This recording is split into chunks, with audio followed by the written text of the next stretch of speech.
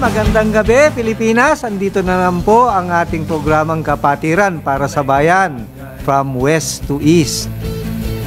Kasama ko po ay ako po si Jerry Sadsad, isa pong manananggol, at kasama ko sina... Ako po si Attorney Sherwin Enriquez. At kasama naman po ninyo si Kuyang Doc Joppy. Okay. Sa ating programang Kapatiran para sa Bayan. Okay, yan. Tayo po ay mapapanood sa Digital Free TV Aliw 23, sa Sky Cable Channel 72, Signal Channel 24, TV Plus Channel 27 at GMA For the Box Channel 32. Available rin po. Teka, nawala. Available rin po kami sa digital TV devices, TV receivers. Mangyari i-scan lamang po ang inyong mga digital TV receivers at digital boxes upang mapanood ang Aliw 23. Oops! Ilang araw na lang? 49 days na lang before 49. Christmas. Wow. Napakabilis, ano? Oo. Malapit na ba Kuya Jerry yung mga 13th month pay? Yan. Baka may 14 pa, may 15 pa, may 16. Sana all. Oo, siyempre. Sa legislative branch, 16 eh. Oo. Parang kita ko nun eh. At saka batiin pala natin yung mga nagwagi nitong itong national election ng barangay. Oo. Barangay, okay. Congratulations nga pala sa Barangay inyo. and SK election. Yun. Congratulations po, at sana magsilbi kayong tunay para sa Nahuwaran. bayan. Oo. Siyempre, yung mga may birthday. Batiin din natin yung ating mga nanalong sa multi-districts. Yes. Oo. Junior Gun Wardens nominees. Nung Sabado yan, no? Yun, Sabado. sa NCR po. NCR. Congratulations kay Kuya Jun Samaniego, Gerard Ciballos at Nelson Yao. Nice. Sila po ang nominees natin for the Junior Grand Warden this annual communication. Wow. Congratulations po. And hopefully you will reach the Junior Grand Warden position comes that time. Sa Clark po tayo. Oo, Clark. Takits. Pagka naging Grandmaster na po ang ating incoming incoming Grandmaster, Right Worshipful Ariel T. Kayana. Yes, sabi. Okay? Sige, so ano may ba mga topic position dyan na nag-aabang. Isa na yun si Kuya Ricky. Kaya lang, bawal mo na Shout out sabihin. sa'yo, Kuya Ricky, ha? Okay, simulan na natin. Okay, simulan natin. topic natin for tonight? Yes, it is more on digital marketing. Kasi uso nung tayo, siguro kabataan ko, face-to-face yung marketing. You go house to house, you go by the grassroots. Pero ngayon, meron na pala yung digital marketing. Oh. At tatalakayin natin, kasama natin ng resource speaker ng CMD. Ano ba to? medyo ano yung Kasi ba natin? dati, uso yung mga... Yes, yung CM Digital. Flyering. Yes, ano yes. na ba yung uso ngayon? CM Digital Business Consultancy. Siyempre, ang ating resource speaker ngayon ay isa pong, nagtataka nga ako paano napunta dito. Pero magaling ito sa sales. Pero ang kanyang course is culinary. Siguro alam naman natin yung culinary nung nagluluto. Marunong magluto. Chef, parang ganon. Isa rin po siyang advocate ng mga ibang products. And now, he's selling yung to numerous services and advertising through digital communication. Alright. No other than Mr. Geno Manhilot. Nice. Palakpakan naman po tayo dyan. Good evening, sir. Good evening, Good sir. evening po. Good evening everyone sa mga nanonood at nakikinig. Magandang Kuya gabi Sherwin, po. si Kuya Joppy at Kuya Sherwin, Jerry. Oh. Yes. Jerry. Opo. Sorry. So, yun. I'm very honored to be invited po sa sa show ninyo, and hopefully I can share yung knowledge and kung ano man yung mga katanungan nyo, masagot ko po. Okay, siguro diretso na tayo. Oo, parang yung mahaba-haba. ano ba yung CM Digital Business Consultancy? Sir Geno. Ang CM Digital Business Consultancy is a digital marketing firm who specialize in from the word itself, digital marketing. So, ang ginagawa namin is kami yung, kung makikita nyo, for example, sa Facebook, may mga ads na lumalabas. Kami po yung tumutulong sa mga business owners to properly run the ads on Facebook. So, that's one part of what we do. Tapos, syempre, kasama na rin dun yung mga graphic design. So basically, marketing company o marketing agency pa rin siya. Pero this time, digital na. The use of technology. Parang ganun. Kasi usually dati sa Dati, naalala ko, di ba, uso yung mga pagka lumapit kasi sa marketing company, pagpapatulong ka mag-flyering. Yan. Yung mga gagawa ng mga commercials. Yes, yung yes. mga infomercials. Yes. Yun. Tapos minsan may mga survey pa yan. Yes. Mga product sampling. Yes, ganun. yes. Pero sa panahon kasi ngayon ng Iba Gen na. Z, di ba? Oo, Gen Z. Gen Z. Ito na yun eh. So ito na yung makabagong marketing na ginagawa ngayon in social media platform. Also in media din. Alam ko, parang ginagamit din eh. So ano yung mga technology yung ginagamit po sa digital marketing for the public consumption? Yes. For digital marketing po kasi, I think pwede natin siyang i-classify into 5 streams o parang channels. Meron tayo YouTube, TikTok, Instagram, tapos Facebook, ano pa ba? Twitter. Yan. Twitter, At least for the Filipinos, ang pinaka-popular po dito talaga ngayon is number 1, Facebook. Tapos alam niyo, Facebook, Instagram, isa lang yan eh. And then number 2, TikTok. So yun yung mga, kung ikaw as a business owner, gusto mo makakuha ng clients online, yun yung titingnan mong possible channels na papasukin mo to raise brand awareness. Galing. So, may possible pala si Crap in Watch at saka si Angry Crab. Si Angry Crab, oo. Pwede. Saka si Crap in Watch at saka si Solomon Beer. Pwede King pala. Solomon. King Solomon Beer. Yun pala yun, ang purpose niyan. Ilan na po yung mga kinikater yung mga client right now? Sa ngayon po, nag-start po kami 2020. The company started year 2020. Yes. As of now, ang na-handle na namin na client both locally and internationally is I think more than 100 na. Wow. Sabi mo 2020 kayo nag-start. Pandemic. Paano kayo nagsimula during Yes, that yes. time napakahirap ng negosyo dahil pandemic. Yes. Correct. Oo. Ganito po kasi yan. Kami, tatlo kasi kaming owner. Okay. Me being one of the co-owners. Nag-start kami as freelancer lang. Pagka parang hindi naman siya parang side hustle lang kung tawagin. But then dumating yung 2020, nag-decide kami to parang pull our resources, gawin na siyang agency para at least ang goal namin kasi dun is to get more clients po. Okay. Pagka freelancer ka lang kasi ang downside lang nun is you can only cater as many, parang 3 or 2 lang.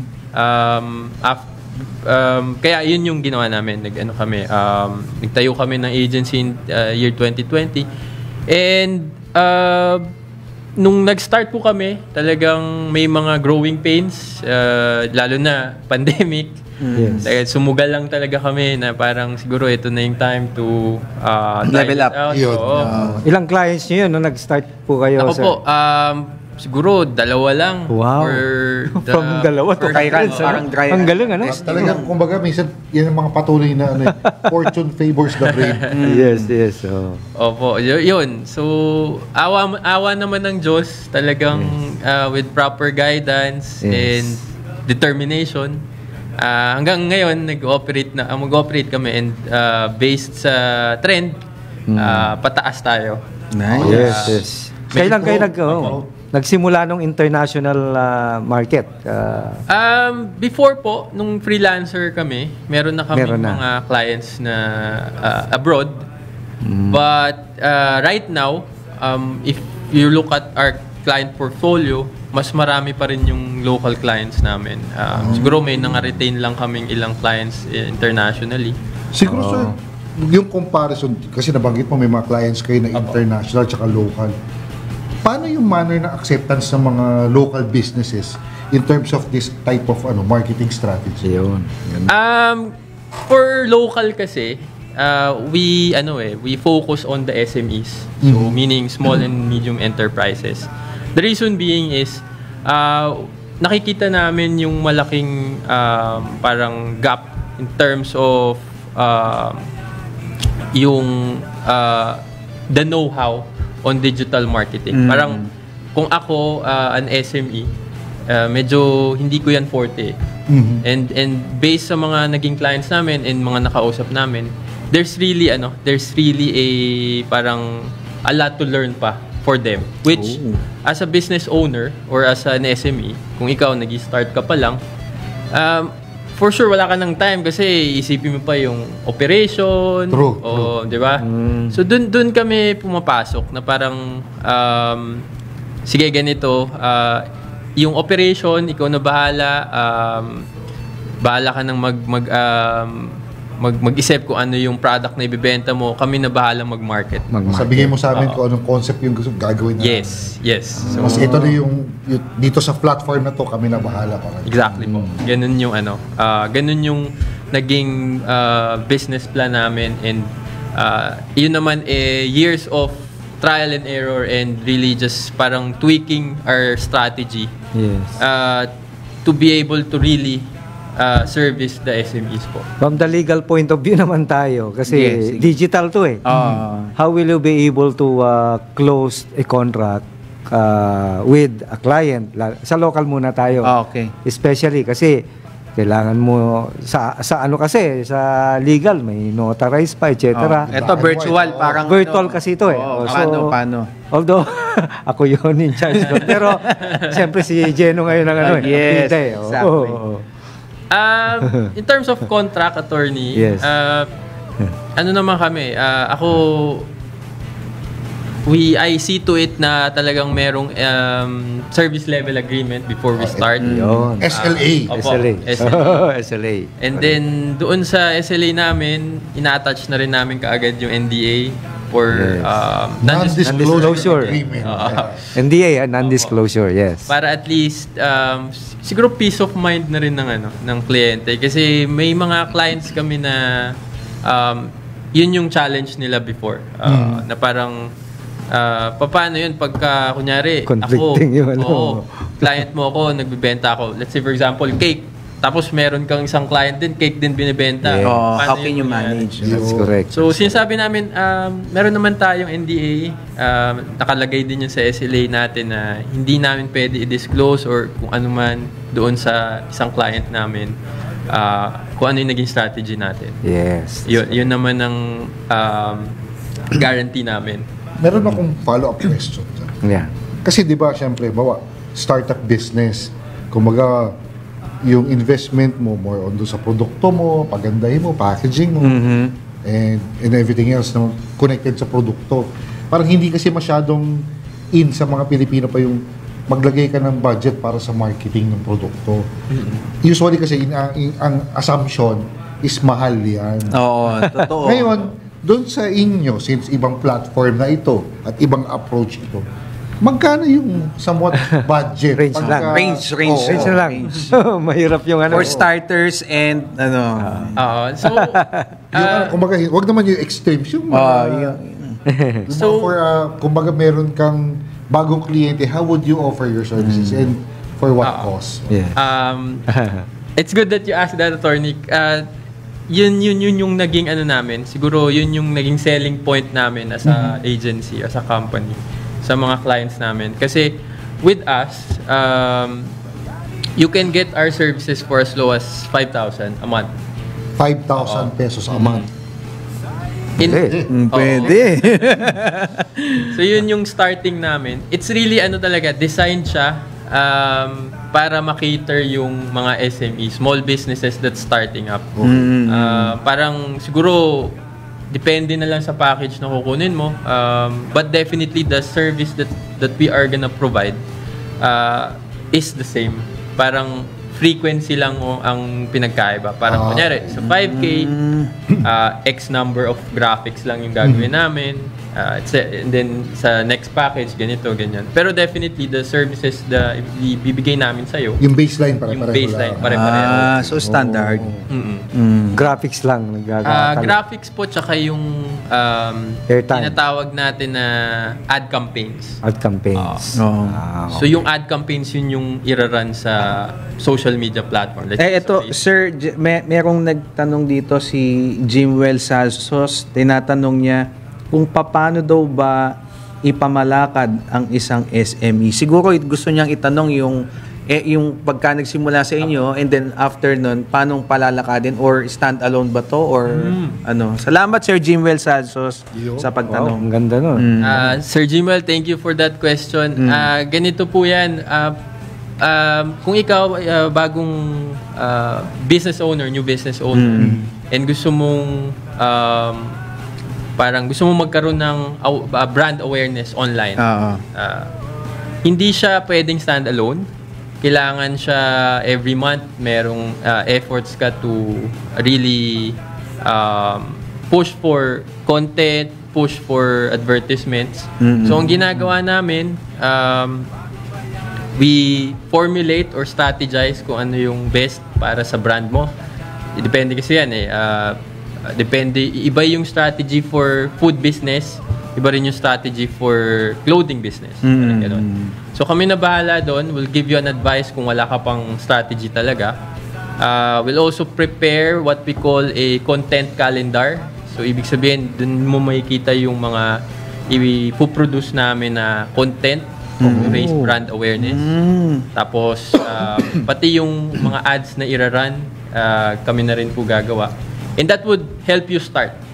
Ang pinaka main goal naman po, especially if you want to really push your brand digitally on in platforms such as Facebook, TikTok, etc., is to raise brand awareness.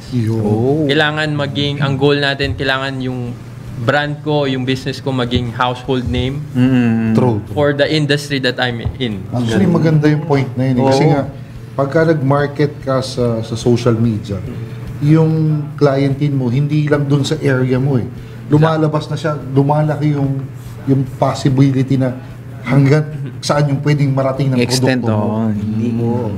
Kasi, Galing. let's say, pagka nag-Facebook o kahit yung mga nasa Mindanao, pwedeng umorder. Correct. galing. Tama.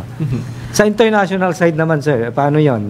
Kasi, siyempre, may mga conflict of loss natin Yung loss natin may be different with the loss doon sa international country na yon. Totoo. Yung mga korporasyon doon that would like to avail your services. Paano nyo na encounter o paano nyo sabihin na natin na address yun? Paano yung challenges Yes. nila? Definitely iba po. Iba yung problema ng mga na-encounter nila compared to sa problema natin.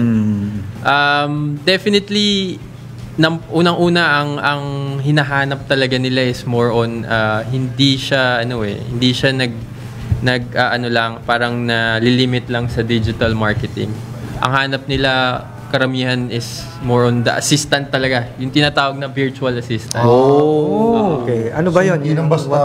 What encompasses yung virtual assistants na So sa kanila kasi, binibigay, attorney, parang ang gusto nila, ikaw na yung gagawa ng marketing ko at ikaw na rin yung sa other parang admin task. So, ayos yun. Ayos. So may added, hindi lang... Pero kasama pa ba yun doon sa package na basic? Hindi na. Ano na yun? Add-ons na. Add-ons na yun. May Depende. virtual Saka pagka assistants. gano'n, malamang dollars na yun. Hindi na Philippine peso. Paano yung mga payment arrangement? Kasi siyempre, iba yung kanyan payment niyan. Opo. Pagka gano'n naman, may mga secure payments naman tayo such as PayPal. Meron din namang, let's say, parang wire transfer. So, ano siya, in terms of security, I wouldn't say na very secure kasi marami ring mga backdoor. Parang mga scammers kung tawagin. Siguro talagang aasa ka lang sa parang yung sa gentleman's agreement, parang in good faith na agree ako sa service mo. And ikaw and then sila naman mag-agree sila na bayaran tayo kami. Nagagawin namin. And ano naman to, yung ganitong klaseng parang outsourcing business, hindi naman bago na sa kanila sa mga nasa ibang bansa na business owners. So yun yung attorney, yun yung I think difference. May mga technical wordings dito na siyempre hindi natin maintindihan pagka hindi tayo techie. Ano ba yung sinasabi na organic and paid search results? Ano ba yan? Opo. Di ba? Ako hindi ko naintindihan. Organic and paid results. So, ang Sa digital marketing, So, pag sinabing organic, Okay. ibig sabihin wala kang nilabas na budget to pay for the advertisements. Okay. So, yun yung, ang great example po nito is pagka ang isang post nag-viral, Yun na yun. yun na yun. Organic, organic reach. Kung tawagin. Natural, kumbaga, natural. Dahil interesting yung pinost. Viral. Instant. Yes. Instant. Pag sinabi naman pong paid, ibig sabihin, syempre, nagbayad po kayo Sponsored. ng... yun yung sponsored advertisements. Nagbayad talaga kayo to place those advertisements. Between the two, syempre, ang aim natin is to get a higher organic reach and organic result kasi number one, wala siyang bayad. And then, parang, yun yung mga gusto talaga natin, yung mag-viral, trending. And that's, yun yung goal natin. Especially kami, na to create a meaningful content, engaging content na kahit hindi na lagyan ng ad placements, it would run on its own, parang organic. Pagka ba ganito, sir, follow up lang doon sa question ni Sir Jimwell, kailangan ba ng tao or kahit nung isang tao lang na may-ari nitong something na si Angry Crab or si Crab and Watch? Opo. Kailangan ba meron din siya mga tao para mag-grant pa to through Okay. So, bago yan. Bago sagutin yan, time check muna tayo. 7:24 ng gabi, magbabalik po ang Kapatiran para sa Bayan. Alright, welcome back na naman po sa ating program na Kapatiran para sa Bayan. Magbabalik po tayo sa ating katanungan kanina ni Yes, Sir may Jimboy. tanong ka kanina. Oo, kung Kuya sino Joby. yung kung kailangan pa ba ng kasama or kaya ng isang tao ang parang yun hindi ko na masabi. Sir, take it away. Yung tanong niya, yung pagka hinar is all in na, kayo na bahala lang. Oh, yes. Ayun. Opo. In terms of the marketing strategy and plan, kami na yun. Wala nang ibang tao na kailangan, at least for new business owners, hindi mo na siya isipin, kami na yung bahalang mag-implement nung plan mo. From conceptualization to parang putting it in action, kami na. Siguro, yung hinihiling na lang namin is sa business owners is kailangan pag nira natin yung marketing strategy natin, ready ka rin to answer mga inquiries. So parang hindi lang na sa inyo ibibigay lahat ng Kasi it goes both ways eh. Hindi pwedeng puro marketing ka lang, walang sales. Hindi rin pwedeng sales ka, walang marketing. Kasi tama. Balance lang dapat. Kumbaga kayo bahala doon sa marketing. Tapos pagdating doon sa sales side, dapat masalo nyo na maayos. Para hindi naman siya masayang. Tama. Lalo na after yung may ganun benta. pala. Tapos yung... Ito sir, medyo kumpara natin yung traditional tsaka kumpara natin doon sa ginagawa nyo. Before kasi, di ba, usually, merong mga sikat na artista na kukunin para mag-endorse na isang produkto. Siyempre, dahil sikat yung artista, ang tendency ng mga tao, gagamitin din namin yan kasi sikat yung Ginagamit. endorser." Ginagamit Ngayon, ng endorser. paano naman applicable pa ba yung ganong logic dito sa gantong digital marketing? Or may ibang approach kayo na ginagamit? Yan. Definitely, nag-evolve na siya. Hindi lang puro celebrity ngayon yung nagiging endorsers. May tinatawag tayo ng mga influencers. Sa ba to? Ito may mga vlogger? Yes. Alright. Kuya, that's correct. Yan yung mga vloggers ngayon kung tawagin na they produce content na in that way nakakakuha rin sila ng mga sponsorships, endorsements kasi meron silang following. Oo. Ang tawag doon is it's coined as influencer marketing.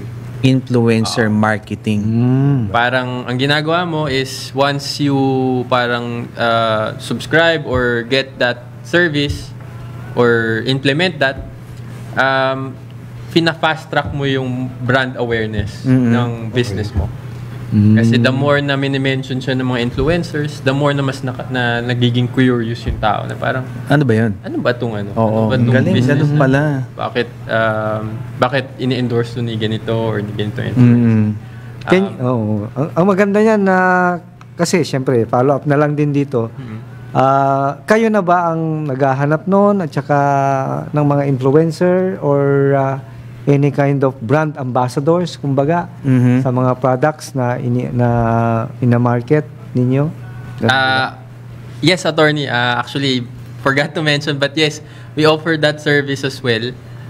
Yung influencer marketing, meron din kami noon na ang ginagawa Mga na line up na kayo niyan. Okay.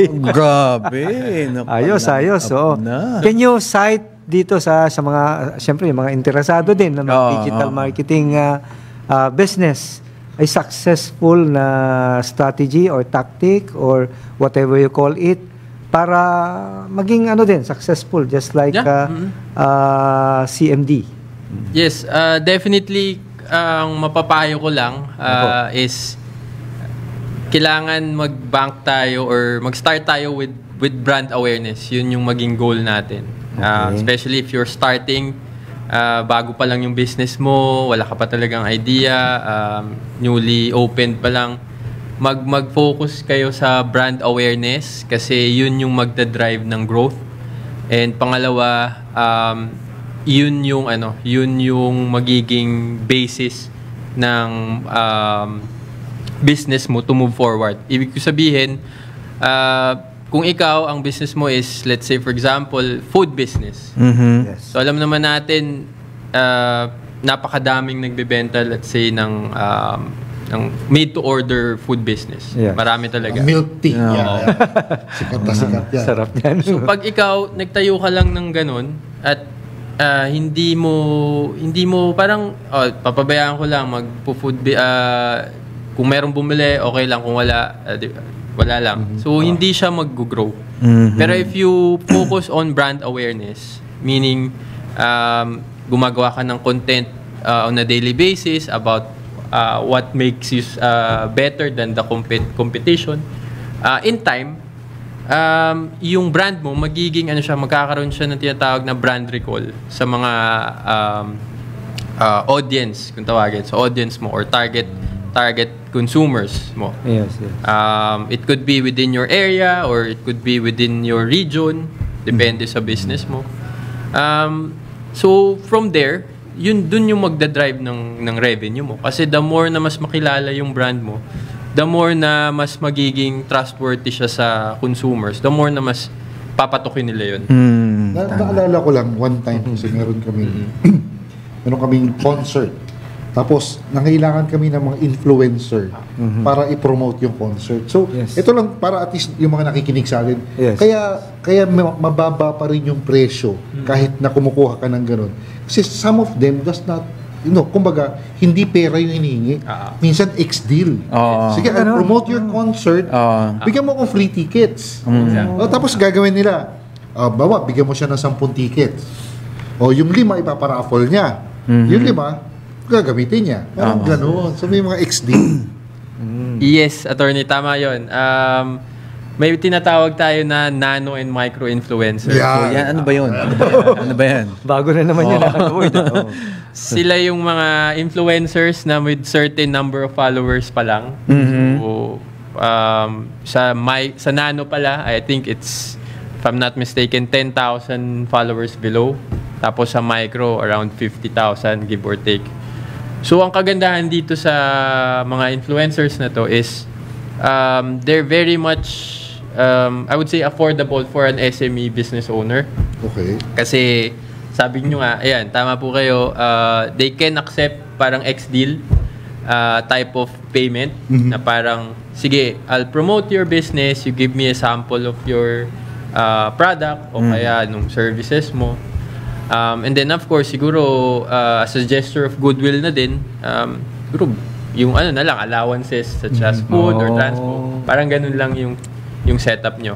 That way, it saves you, number one, a lot of money kasi hindi mo na kailangan bayaran ng malaking talent fee compared to if you get a big Celebrity. Ganyan. celebrity. Kumbaga win-win situation nga yun eh. Nakatipid ka in terms of marketing your product, tapos yun namang nagkaroon siya ng dagdag sa content niya. Exactly. Paano yung mga, Sir Geno, about yung mga vloggers na celebrity? Tinatap nyo din ba yung mga ganun? Opo, definitely wala naman tayong parang lahat pwede sa atin. Okay. Ano lang, it depends sa requirement ng kliyente. So if may budget si client, why not, di ba?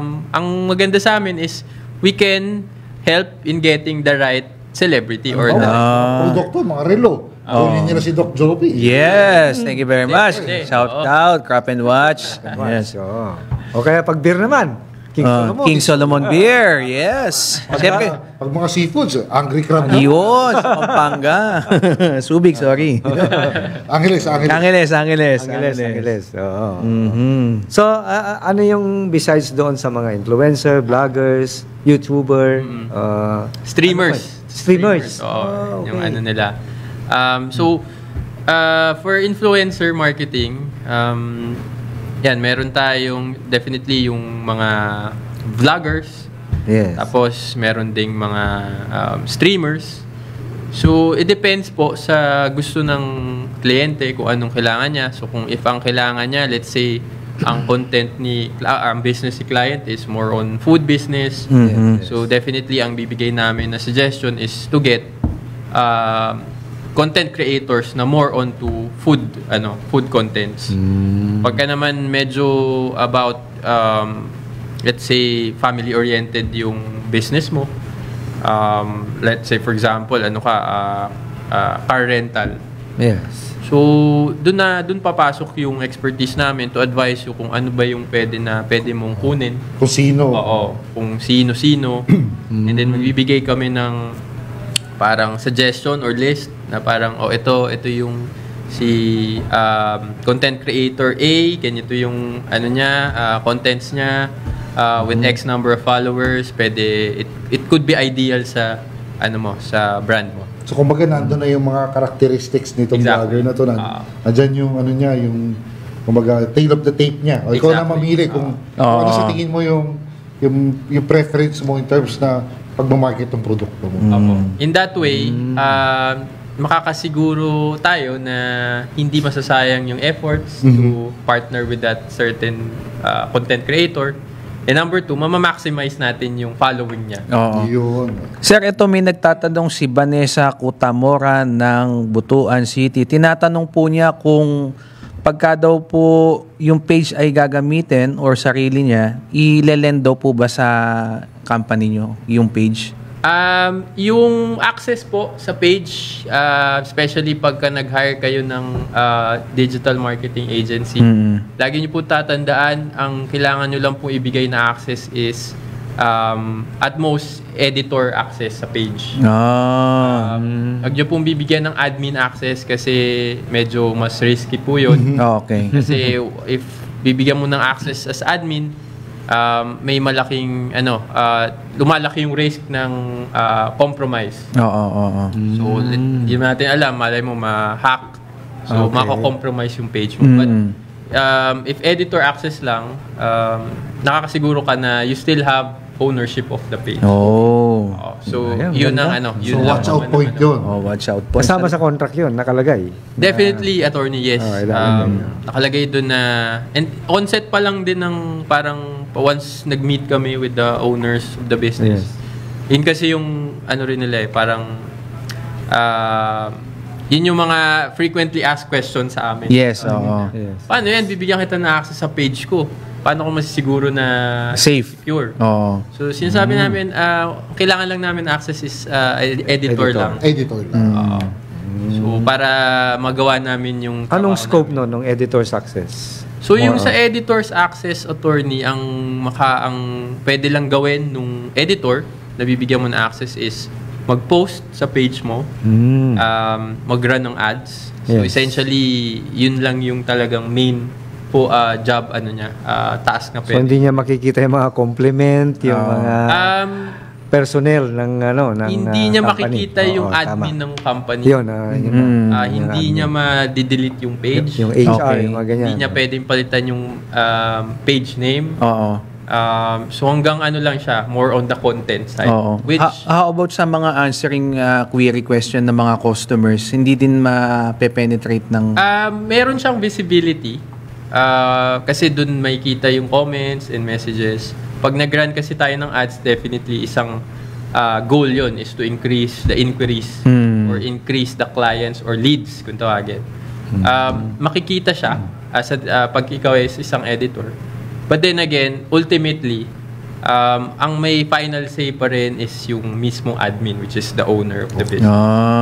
Ito sir, medyo meron lang akong tatanong sir. Kasi, ngayon, ngayon yung AI, di ba? Oo, Artificial tama. intelligence. So. Yung bang AI makakatulong or pwede nyong i-embed doon sa digital Gandang marketing? Okay, katanungan so bago yan. mo Sagutin yan. Sir Geno, Time check muna. 7:45 ng gabi, magbabalik po ang Kapatiran para sa bayan. Okay, babalik po ang kapatiran para sa bayan. Meron na po muna tayong serbisyo publiko rito. Ayun. In connection with our topic. Marketing din ba yan? Alpha Phi Omega Philippines Oh, Incorporated. meron yata Committee tayo. On Training and Skills Development. 5-day training on digital marketing. Uy! Towards e-commerce business. Galing. O, di ba? Training duration 40 hours. Ito po ay in partnership with TESDA and Apo PH. So, digital transformation ito. For clarifications or any inquiries, you may get in touch with Sis Eve Mendoza or Brother John Gonzaga. Okay. Okay. Hi din sa Leopold Electronics sa Kamiling Tarlac. Oy. Saka kuyang din ang may-ari nun. Oh, And nice. DNR Senro Kamiling Tarlac. Oo. Mga Okay. employees. Okay. Balikan na natin yung Meron question. yung AI. Alright, go. Oo, so, Yun lang ang naintindihan ko. AI. So, nandito na tayo sa digital marketing. Tapos, ito naman ngayon, sumisikat din yung AI. Artificial Intelligence. Yes. So, paano mo pwede mo bang i-embed yun o pwede ma-enhance yung digital marketing with the use of AI? Opo, attorney, definitely malaking tulong yung AI. Kasi yung digital marketing and AI, they go together. Parang it would make your life easier yung strategies na i-implement mo pagka may tulong ng AI. So may mga AI tools na pwede kang gamitin. Kung familiar kayo sa ChatGPT, Yun. use that. Aha. So si ChatGPT is an AI tool wherein you can command it na kunyari, ChatGPT, gawan mo ko ng parang engaging caption para sa post ko. So gagawan ka niya. Galing, May mga ganun. And then syempre yung tinatawag na automated response na kung tawagin chatbot, pwede mo rin siyang i-embed sa page mo. So that's AI powered. Galing, Predictive na kung ano yung mga questions. Ito yung Yes, sagot. yes. Galing ah. Mga leading. Leading. Leading May question lang. May leading answer na rin. Section, leading. Oh, okay. Yun yung mga some example. Marami po. Yan na ba yung kasi some of the questions that yan na ba yung mga latest trends or strategies sa digital marketing? It's one of AI? the latest po. One of the latest. Oo. Okay. Maraming depende Anong latest sa po ngayon? industry. Yung mga latest na digital marketing strategies yeah. and trends. Marami siyang depends on the strategy at it depends on the industry that you're in, attorney. So, one example po. na lang siguro is if in your if you're in the food business industry or in the service industry, ang trend ngayon is more on to get the services of influencers to promote your business. Oo. Parang ano kasi yun in a way, traditionally what we call word of mouth Yes, marketing. Parang the user see it in others' perspective na, okay, sabi niya ganyan, masarap yung pagkain dito, matry ka. Yun. So, which a couple of years ago, hindi pa ganun parang yung strategy na yun parang pausbong pa lang. Pero makikita natin ngayon sa contents na lumalabas sa TikTok, sa Facebook, and even YouTube, napakadami gumagawa. Even hindi paid. Kunyari, kahit ako, influencer ako, but I want to get more views, so i-rate ko yung restaurant mo, kahit hindi naman ako paid mo or hindi wala tayong XD. So, yun yung mga yun yung I think trends in terms of strategy that's working right now. Meron ding iba na they employ yun nga, AI to automate their services. So one good example po is si Globe and the big brands, Globe or Smart. If you try to message them sa page nila, even on Twitter or lahat ng page nila, makikita mo yung response nila is talagang automated na. Which ang gusto nilang i-solve doon is customer experience and yung para ma-filter out yung kung anong klaseng concerns ba yung nare-receive nila on a daily basis. But ultimately, to make their customers' lives easier, especially pag may mga concerns. So I think yun yung mga worth noting attorney ng mga trends right now.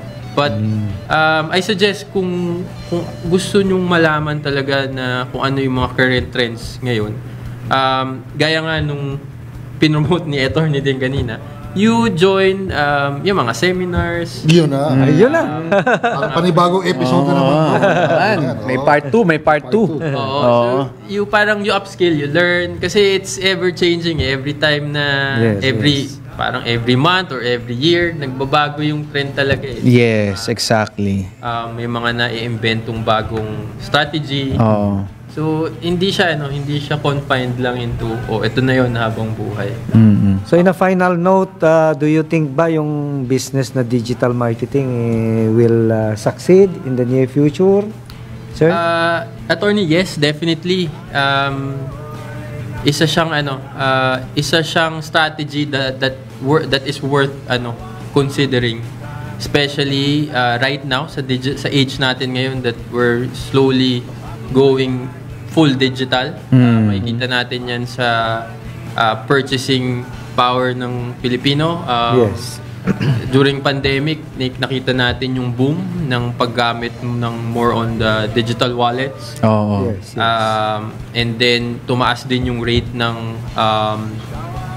usage in terms of Facebook, TikTok, IG, etc. So and one thing also yung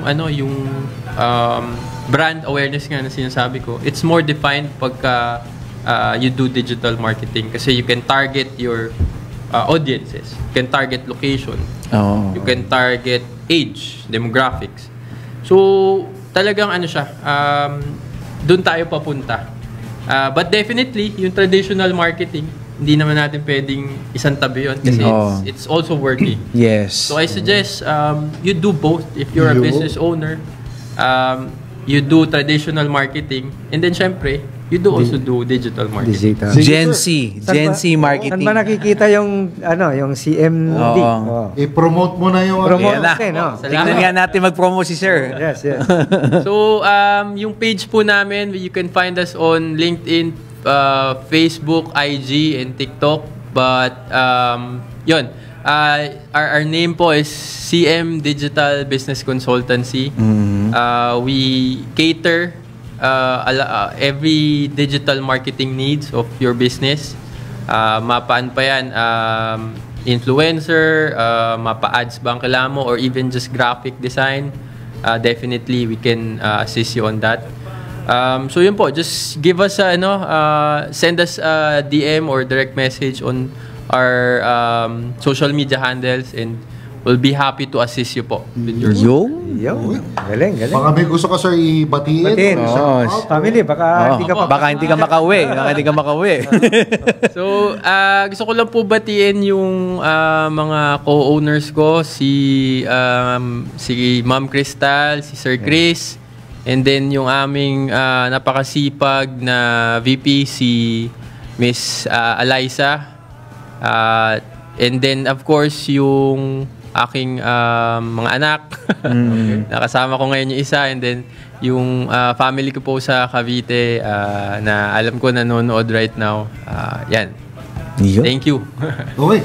Thank you. Ako naman, hi kay Iya, tsaka si... Batiin ko lang. Happy birthday kay ayun. Kay Constantino. Ang ating DWIC Switcher Tech. At same birthday greetings goes to Raisa Dadja. Uy, ayan naman. Naka-post na. Ayun. Baka Happy naman. birthday. Baka naman. Naka-meron naman.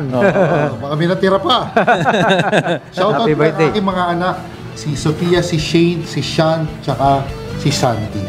Shoutout din sa aking pamilya, si Ethel, si Caleb, si Mikay, si Maya, at happy birthday Renato Veloso Fermin on your happiest birthday this year. Happy Yo. birthday sa'yo, Okay. Papa. That's my Papa. Maraming salamat ulit. Pwede pa bang humabol ng... Yes, oo naman. Pwede. Gusto ko pong batiin yung Givent Insurance Broker Corporation. Pagka may kailangan po kayo ng insurance, make sure na dun po kayo kumuha kasi mabilis po yung claim nila. Ayun. Okay. Galing. Meron pa. Salamat sa ating mga Wait. tech engineers. Yan.